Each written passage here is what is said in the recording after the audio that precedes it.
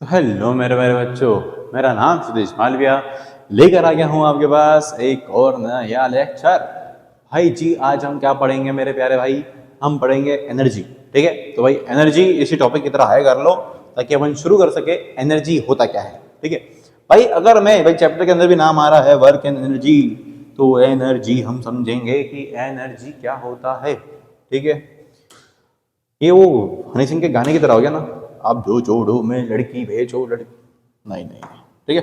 तो भैया क्या देख रहे हैं? एनर्जी क्या होता है। ठीक, समझ लेते हैं एनर्जी क्या है। एन नर जी, ठीक है, एक नर की एनर्जी। सॉरी, एनर्जी क्या होती है भैया? पढ़ते हैं भैया, चलो टाइम पास हो गया बहुत ज्यादा। ठीक, एनर्जी होता है मेरे प्यारे बच्चों, एनर्जी होता है प्यारे बच्चों ability to do work, ability to do work. ठीक है, वर्क करने की काबिलियत, क्षमता, काबिलियत या क्षमता को हम क्या कहते हैं? एनर्जी कहते हैं। ठीक है, हो सकता है हिंदी अनुवाद गलत हो रहा हो। एबिलिटी मतलब भाई एक ऐसी वजह या फिर एक ऐसा सोर्स जिससे आप वर्क कर पा रहे हो। ठीक है, ऐसा सोर्स जिससे आप वर्क कर पा रहे हो वो क्या है? Energy. The ability to do work is known as energy. Energy अगर नहीं होगी तो वर्क नहीं होगा मेरे प्यारे बच्चों। एनर्जी अगर नहीं है, मान लो अगर मेरे में एनर्जी जीरो होती है, मैं बिल्कुल बहुत धीरे धीरे बोल रहा होता और मैं एकदम मरियल की तरह पढ़ा रहा होता, तो आपको समझ नहीं आता मैं क्या पढ़ा रहा हूँ। आपको बिल्कुल समझ नहीं आता मेरे प्यारे बच्चों। अगर मेरे में एनर्जी नहीं होती तो मैं वर्क नहीं कर पाता, मैं अभी काम नहीं कर पाता, मैं आपको नहीं समझा पाता कि वर्क एनर्जी क्या होती है। एनर्जी होती है एबिलिटी टू डू वर्क। आपकी वो वजह, वो क्षमता आपकी जिसकी वजह से आप वर्क कर पा रहे हो, दैट इज एनर्जी। ठीक है, एनर्जी होती है एबिलिटी टू डू वर्क, कि आप किस वजह से वर्क कर पा रहे हो।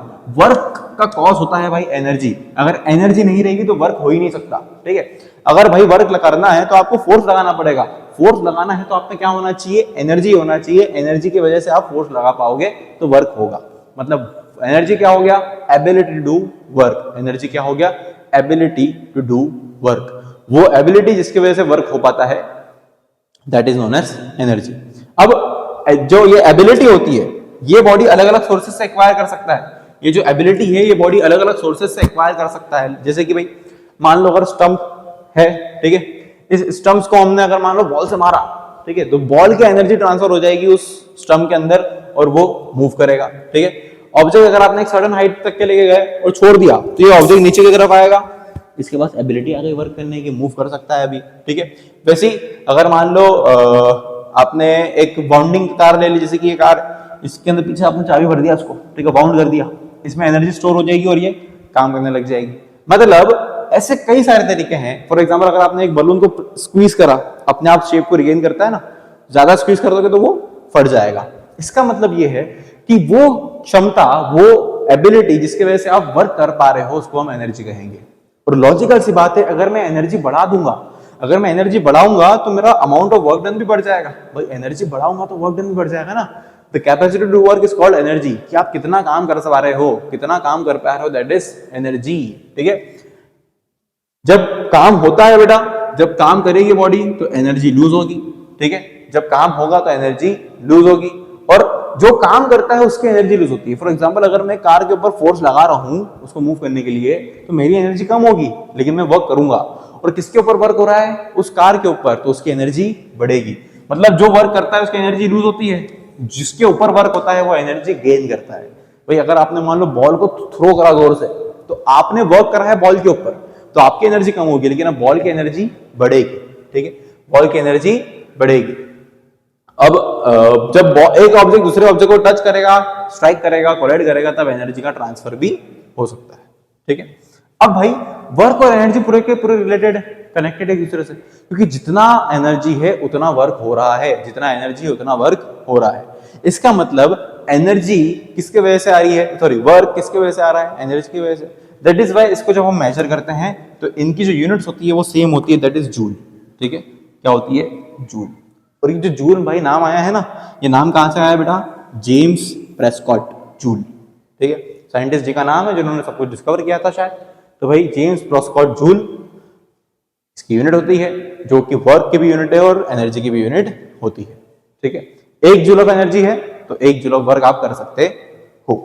ठीक है, 10 जूल ऑफ एनर्जी है, 10 जूल ऑफ वर्क कर सकते हो। लेकिन ये जो कंडीशन है बेटा ये आइडियल है, ये आइडियल केस में पॉसिबल है ना।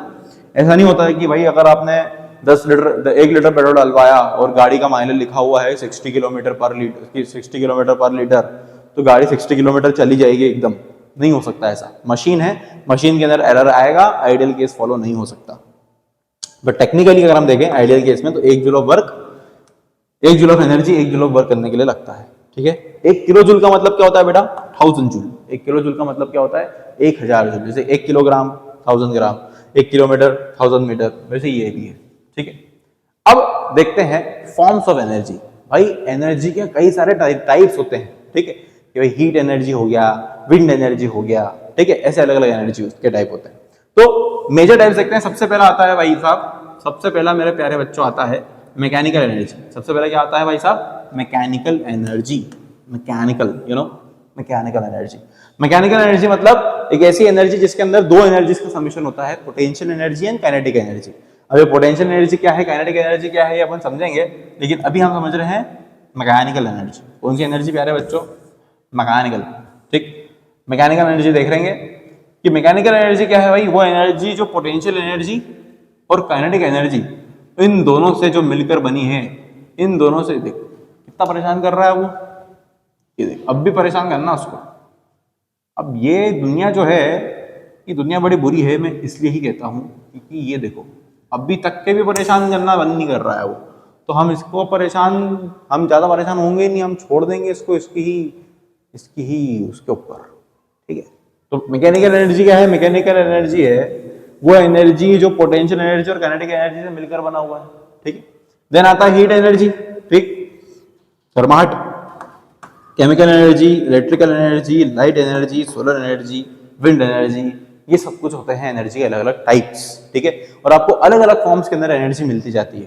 ठीक, सबसे बेसिक जो सबसे इंपॉर्टेंट है हमारे लिए वो ये है पोटेंशियल एनर्जी और काइनेटिक एनर्जी। पोटेंशियल एनर्जी और काइनेटिक एनर्जी, इनको ही हमको समझना है। भाई मान लीजिए इस सर्फेस पे आपने कार रखी, यहाँ पे कार रखी हुई थी, मूव करूंगा ये कार नीचे आ जाएगी। ठीक है, तो यहाँ पर दो एनर्जी यूज हुई है, पोटेंशियल और काइनेटिक।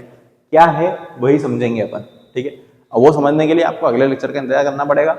मेरे प्यारे प्यारे लास्ट दुलारो, अगले लेक्चर में हम शुरू करने वाले हैं काइनेटिक एनर्जी। ठीक है, नेक्स्ट सेशन में मिलते हैं। तब तक मैं इसके साथ मेरा हिसाब खत्म करता हूँ, और जब तक मैं हिसाब करूंगा तब तक आप सब्सक्राइब कर देना। Thank you very much.